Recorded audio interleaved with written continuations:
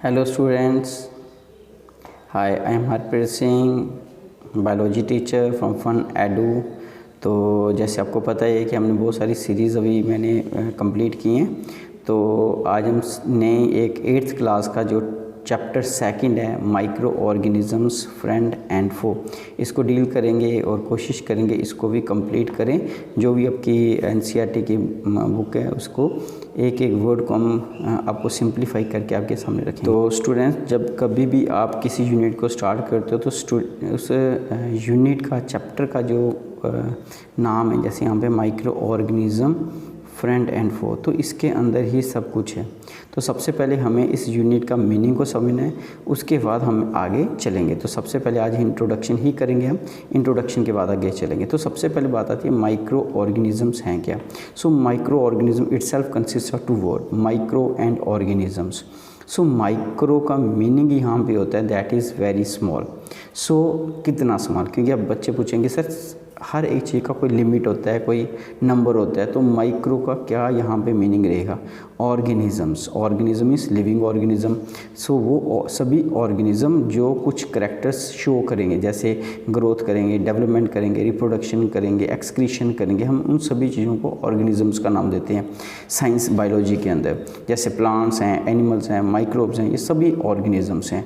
तो यहाँ पे हम किस कैटेगरी को स्टडी करने जा रहे हैं, तो इस यूनिट के अंदर अगर हम बात करें तो माइक्रो ऑर्गेनिज्म को हमने स्टडी करना है। तो माइक्रो का मीनिंग यहाँ पे होगा वो सभी ऑर्गेनिजम्स जिनको हम अपनी नेक्ड आई से नहीं देख सकते। So all those organisms which we can't see with our naked eyes, they are called microbes, isn't it. तो क्यों नहीं देख पाते हम इनको अपनी आंखों से, क्योंकि हमारी आइज़ की एक पर्टिकुलर रेंज होगी, उसकी एक पर्टिकुलर बोल सकते हो रेंज है जिसके अंदर वो एक ऑर्गेनिज्म को देख सकते हैं। तो जब उस रेंज से कोई भी ऑर्गेनिज्म स्मॉल होगा, छोटा होगा, टाइनी होगा, तो हम उसको अपनी नेक्ड आई से नहीं देख सकते।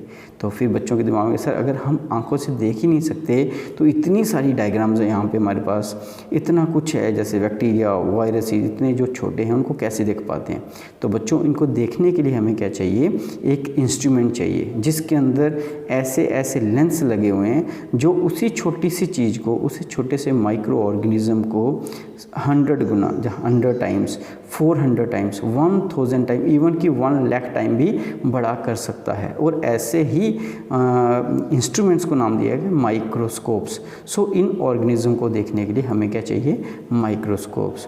ओके, तो मुझे लगता है आपको कहूँगा कि ये जो वर्ड था माइक्रो ऑर्गेनिज्म आपको समझ आ गया। तो इसमें हम स्टडी करेंगे आगे, जैसे चैप्टर बढ़ेगा, बैक्टीरिया, वायरसेस, प्रोटोजोन्स, है ना। तो ये सब चीज़ें हम क्या करेंगे, फंगस, इनको हम स्टडी करेंगे। फिर आगे बात आ गया that is friend as well as foe. तो ये क्या है, तो फ्रेंड आपको पता ही है, आपकी क्लास में आके जो बहुत सारे बच्चे फ्रेंड होंगे, और हो सकता है आपकी क्लास में कुछ बच्चे जिनकी आपकी नेचर नहीं मिलती, तो उनको आप बोलते हैं ये मेरा क्या है, दुश्मन है। तो ऐसे ही जो माइक्रो ऑर्गेनिजम्स हैं जो हमें आंखों से नहीं दिखते, ज़्यादातर बच्चे यही सोचते हैं कि वो हमारे दुश्मन होंगे, हमारे एनिमीज़ हैं। नहीं, ऐसा नहीं होता है। ये माइक्रो ऑर्गेनिज्म बहुत सारी जगह पे हमारी मदद भी करते हैं और बहुत सारी जगह पे हमें लॉसेस भी देते हैं, मींस डिजीज़ भी करते हैं, सो इन्फेक्शन भी करते हैं।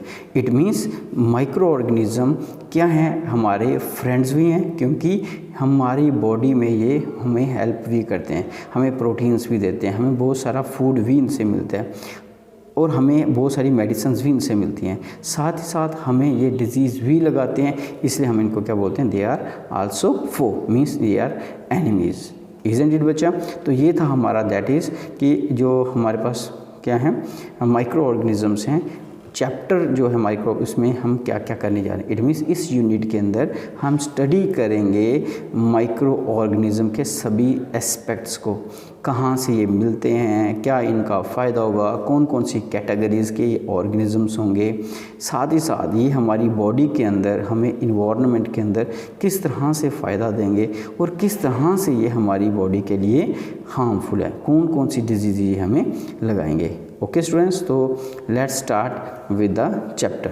यहाँ पर लिखा है you have seen several kind of plants and animals, however there are other living organisms around us which are normally cannot see. These are called microorganisms or microbes. तो यहाँ पे अगर हम देखें तो इन्होंने डेफिनेशन ही दी हुई है माइक्रो ऑर्गेनिज्म माइक्रोब्स हैं क्या। इन्होंने बोला कि हमारे क्योंकि ऑर्गेनिजम्स में प्लांट्स भी आते हैं एनिमल्स भी आते हैं और ये बहुत ही अलग अलग तरह के हैं और ये कहाँ पे देखने को मिलेंगे हमें हमारे आगे पीछे। तो हमारे जितना भी सराउंडिंग में एनिमल हैं प्लांट्स हैं उनको बड़े आराम से देख सकते हैं। लेकिन अगर हम बात करें कुछ ऐसे हमारे आगे पीछे ऑर्गेनिजम्स हैं तो हैं हम उनको देख नहीं सकते, ठीक है, which we can't see with our naked eyes and these are called micro organisms और microbes, both are the same thing. तो मैं इसकी डेफिनेशन बोलता हूँ, simple definition, all those organisms which we can't see with our naked eyes, जिनको अपनी necked eyes से हम नहीं देख सकते, हम उनको बोलते हैं माइक्रो ऑर्गेनिजम्स और माइक्रोब्स।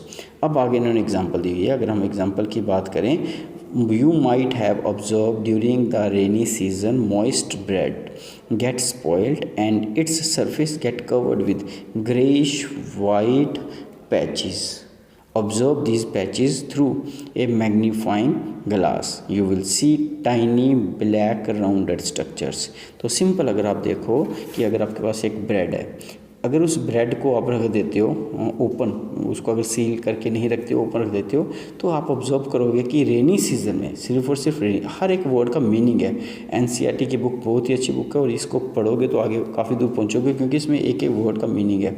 तो रेनी सीजन में जो यहाँ पे लिखा हुआ है, रेनी सीजन में ही ब्रेड जो होता है वो स्पॉइल क्यों होता है, उसके ऊपर जब भी आप देखते हो रेनी सीजन में तो ब्रेड के ऊपर एक ब्लैक रेड वाइट पैचेस पड़ जाते हैं। तो वो जो डिफरेंट कलर के पैचेस हैं, ग्रेइश वाइट हो जाएगा, वो पैचेस किस चीज़ के पैचेस होते हैं। तो जब रेनी सीजन नहीं था तब क्यों नहीं पड़ते। तो 2-3 क्वेश्चन यहाँ पे होते हैं। तो वहाँ पे आप देखोगे तो वहाँ पे जो पैचेस होते हैं वो किसके पैचेस होते हैं, वो पैचेस होते हैं आपके पास फंगस के। तो वो फंगस जो होती है, ये जो मैं बना रहा हूँ, ये आपको जहाँ पे स्ट्रक्चर दिख रहे हैं, दीज आर द स्पोर्स। तो ये स्पोर जो हैं, ये स्पोर ही हवा में होते हैं। तो ये मैं बना रहा हूँ, ये हवा में स्पोर्स हैं और जब ये स्पोर हवा में हैं तो एक ब्रेड का पीस जब पड़ा होगा तो वहाँ पे अगर मॉइस्चर होगा, तो इसमें मॉइस्चर है तो ये स्पोर क्या करेंगे, इस मॉइस्चर इसको एब्जॉर्ब करेंगे, क्योंकि जो स्पोर्स है फंगस के, फंगस जो है सेप्रोफाइट्स होते हैं और ये सेप्रोफिटिव फंगस जब भी मॉइस्ट ब्रेड जो इसको एब्जॉर्ब करेगा तो इनके पास स्पोर की प्रॉपर्टी सीड की तरह ही होती है। तो इनके पास प्रॉपर्टी है कि ये पूरी बॉडी को डेवलप कर सकते हैं, मीन्स रिप्रोडक्शन की स्पोर से होगी। तो जैसे यहाँ पे होंगे तो ये पूरी की पूरी बॉडी बनाएंगे और वो बॉडी इस तरह की होगी।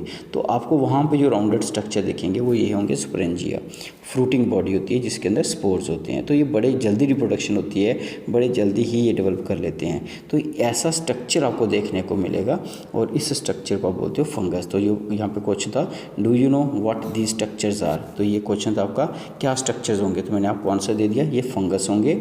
And where do these comes from, ये कहाँ से आए। तो आपको आंसर मिल गया, ये हवा में ही थे स्पोर, जो आंखों से नहीं दिख सकते थे, माइक्रोस्कोपिक थे। लेकिन जब मॉइस्चर, रेनी सीजन था, ब्रेड को मॉइस्चर मिला तो उस मॉइस्चर में ये आके एब्जॉर्ब हो गए और इन्होंने रिप्रोडक्शन करके अपने पूरी बॉडी को डेवलप कर लिया। ओके, सो इट मीन्स कि माइक्रो ऑर्गेनिज्म आगे पीछे हमारे पूरी सरफेस के अंदर, सॉइल के अंदर, एयर में, वाटर में, हर जगह में प्रेजेंट होते हैं, इजंट इट। तो ये आपको क्लियर हो गया, फर्स्ट 10 जो हमने पढ़ा यहाँ पे, तो ये पूरा क्लियर हो गया आपका। तो मैं इसको डिलीट कर देता हूँ। ओके, अब हम देखेंगे माइक्रो ऑर्गेनिजम्स के बारे में, एक्टिविटी 2.1। तो ये एक्टिविटी हम कर सकते हैं और कोशिश करूँगा मैं भी करने की, कि ताकि हम आपको पूरा क्लियर बता सकूँ ये कैसे करना है। Collect some moist soil from the field in a beaker and add water to it. After the soil particles have settled down, observe a drop of water from the beaker under a microscope. What do you see? तो ये हम करेंगे और करके आपको बताएंगे कि microscope के अंदर किस तरह से और कौन कौन से माइक्रो ऑर्गेनिज्म दिखेंगे, क्योंकि ऐसे बच्चे हम इसको विजुलाइज भी नहीं कर पाते। तो अगर ऐसे देखना है तो मान लो आपके पास एक आ गया, बीकर आ गया, गिलास आ गया, आपके घर में बोल सकते हो गिलास होता है, तो उस गिलास के अंदर जो कांच का गिलास बोल सकते हो, उसमें आपने क्या करना है, जो भी सॉइल है आपके घर में वहाँ से थोड़ा सा पार्ट लेके मॉइस्ट लेके उसको इसके अंदर डाल देना है। जब आप इसमें सॉइल डालोगे उसमें आपको क्या करना है, वाटर भी मिक्स कर दें। तो जब इसमें वाटर भर दोगे, इसको आप अच्छी तरह से मिक्स करोगे तो आप देखोगे उसके पार्टिकल्स अलग अलग हो जाएंगे। फिर थोड़ी देर के बाद क्या होगा, जितने भी पार्टिकल्स होंगे वो क्या होंगे, सेटल डाउन होंगे, नीचे बैठ जाएंगे वहाँ पे। तो जब वो यहाँ पे बैठ जाएंगे तो ऊपर क्या होगा, तो इस थोड़े थोड़े आप देखोगे वही वाटर जो है वो आप उस वाटर में से 1 ड्रॉप 2 ड्रॉप लेके माइक्रोस्कोप में ऑब्जर्व करोगे। तो जब आप इसको माइक्रोस्कोप के अंदर देखोगे तो आप देखोगे उसके अंदर जितने भी बैक्टीरिया या फिर कोई और भी ऑर्गेनिज्म जो थे, जो सॉइल के अंदर थे, आप सॉइल में क्या कर रहे थे वो बैक्टीरिया, वो हो सकता है नाइट्रोजन फिक्सेशन में काम कर रहे हो सकता है वो डिकम्पोजिशन कर रहे हो सकता है वो किसी न किसी तरह से प्लांट को फ़ायदा दे रहे हो। तो अलग अलग तरह के माइक्रो ऑर्गेनिज्म और अलग अलग तरह का उनका अपना एक काम होता है, दिया जाता है जिनको, तो वो ऑर्गेनिज्म जो हैं वो आप माइक्रोस्कोप के अंदर बड़े आराम से ऑब्जर्व कर सकते हो, इज़न्ट इट। तो मैं आपको ये भी करके बताऊंगा कि कैसे करते हैं। तो इसमें इससे पता चलेगा। तो पहले हमने जो एक्टिविटी की थी वो एक्टिविटी, पहली एक्टिविटी हमने देखा कि हवा के अंदर क्या थे, फंगस थी, स्पोर थे। दूसरी एक्टिविटी में देख रहे हैं कि जो सॉइल पार्टिकल्स हैं उनके अंदर भी, सॉइल पार्टिकल में भी कुछ ना कुछ माइक्रो ऑर्गेनिज्म होंगे, वो फ़ायदा देते हैं, नुकसान देते हैं, वो बात की बात है, लेकिन वहाँ पे देखने को मिलेंगे। वो इज़न्ट इट। तो 2.1 एक्टिविटी में हमने ये प्रूफ कर दिया कि माइक्रो ऑर्गेनिजम्स वो हैं सॉइल के अंदर भी। थर्ड एक्टिविटी अगर हम देखें, that is 2.2, take a few drop of water from a pond. तो ये भी हम आराम से कर सकते हैं। पॉन्ड से आपको क्या लेना है, पानी लेना है। Spread on a glass slide, आपको ग्लास स्लाइड के ऊपर रखना है। And observe through a microscope. तो यहाँ पे इतनी चीज़ याद रखना, इन सभी एक्टिविटी के लिए हमें माइक्रोस्कोप का होना बहुत ज़रूरी है, क्योंकि सारे के सारे माइक्रोस्कोपिक है। तो जब कभी भी आप कोई भी पानी लोगे, उसके जैसे ड्रॉप ले अपने कहाँ से, पॉन्ड से। आपको पता है जो पॉन्ड है उसके अंदर एक इकोसिस्टम है, वो आर्टिफिशियल इकोसिस्टम बोल सकते हो, क्योंकि नेचुरल भी हो सकता है, आर्टिफिशियल भी हो सकता है, दोनों तरह के हो सकते हैं। सो ये इकोसिस्टम का मीनिंग ये होता है कि उसके अंदर बहुत सारी लाइफ होंगी। पानी खुद जो है इकोसिस्टम में नॉन लिविंग और लिविंग दोनों ही होंगे। तो नॉन लिविंग क्या हो गया, उसके अंदर एयर है, वाटर है, सॉइल है, वो नॉन लिविंग आ गई। तो उसके अंदर बहुत सारी लाइफ फॉर्म भी होंगी, चाहे वो किसी भी फॉर्म में से, एल्गी भी हो सकती है, बैक्टीरिया भी हो सकते हैं, है ना, ब्लू ग्रीन एल्गी भी हो सकती है। तो जो आपको देखने को मिलता है, लेकिन वहाँ पे आप एग्जैक्टली देख नहीं पाते कि है क्या। तो वहाँ पे अगर आप नहीं देख पाते तो यहाँ पे आपको पॉन्ड का थोड़ा सा लेके आप एक ड्रॉप वाटर लो, माइक्रोस्कोप के अंदर डालो, तो वहाँ पे आपको अलग अलग फॉर्म, सारी की सारी फॉर्म वहाँ पे देखने को मिल जाएगी। हो सकता है वहाँ पे स्पाइरो वगैरह मिले, यूग्लिना मिले, प्रोटिस्ट, बहुत सारे फॉर्म्स आपको देखने को मिलेंगे। ओके, तो ये भी हम एक्सपेरिमेंट करके आपको बताएंगे कि इसके अंदर क्या क्या देखने को मिलेगा। ओके बच्चा, ताकि आपको कोई भी कन्फ्यूज़न ना हो। यहाँ पे बैठे मोबाइल बैठे ही आपको सब कुछ दिखे कि हम माइक्रो ऑर्गेनिज्म किस तरह की किस किस कंडीशन में पाए जाते हैं, isn't it. These observations show that water and soil are full of tiny organisms, though not all of them fall into the category of microbes. These microorganisms or microbes are too small in size that cannot be seen with the unaided eyes. Okay बच्चा, some of these such as fungus that grow on bread can be seen with the magnifying glass. Other cannot be seen without the help of microscope. That is why these are called microorganism or microbes. Okay, तो यहाँ पे इन्होंने बोला है, तो 2-3 चीज़ें आपको देखनी है, थोड़ा क्लियर करना है इसको। तो हमने बोला कि ये जो 2 एक्सपेरिमेंट हमने किए से क्लियर हो जाता है कि जो पानी है, वाटर और soil is full of tiny organism, इनके अंदर बहुत सारे माइक्रो ऑर्गेनिजम्स हैं। दो not all of them fall into the category of microbes. ऐसा क्यों लिखा है कि हर एक जो कैटेगरी में नहीं आता है माइक्रोब्स की, क्योंकि माइक्रोब्स जो मैंने बोला ऐसे ऑर्गेनिजम्स होंगे जो आंखों से नहीं दिखते हैं। जब हम सॉइल से कोई चीज़ लेते हैं और उसको उसमें देखते हैं माइक्रोस्कोप के अंदर, तो हो सकता है उस सॉइल के अंदर कुछ इंसेक्ट्स भी हों, है ना। सो वो इंसेक्ट जो हम आंखों से देख सकते हैं। तो ऐसा नहीं होता कि सॉइल के अंदर जितना भी होगा वो सारे के सारे माइक्रोब्स होंगे। दूसरी कैटेगरी में ने बोला है कि हो सकता है कि जो हमने फंगस देखी, जो फंगस देखिए हम सम ऑफ दीज ग्रो, जैसा एग्जांपल फॉर एग्जाम्पल फंगस, तो जो फंगस है हम उसको मैग्नीफाइंग ग्लास मीन्स आप सिंपल ग्लास से आप उसको देख सकते हो। तो अगर हम देखें तो फंगस को कैसे देख पा रहे हैं हम, क्योंकि फंगस जो है वो कंडेंस फॉर्म है, वहाँ पे कोई एक फंगस नहीं है, एक स्पोर नहीं है, बहुत सारे स्ट्रक्चर इकट्ठे हो जाते हैं। तो जब ये स्ट्रक्चर इकट्ठे हो जाते हैं तो हमें वो अपनी नेक्ड आई से दिखना शुरू हो जाते हैं। जैसे आपने देखा होगा पॉन्ड के अंदर ग्रीन कलर का एल्गी होती है, तो वो पूरा का पूरा पॉन्ड ग्रीन होता है।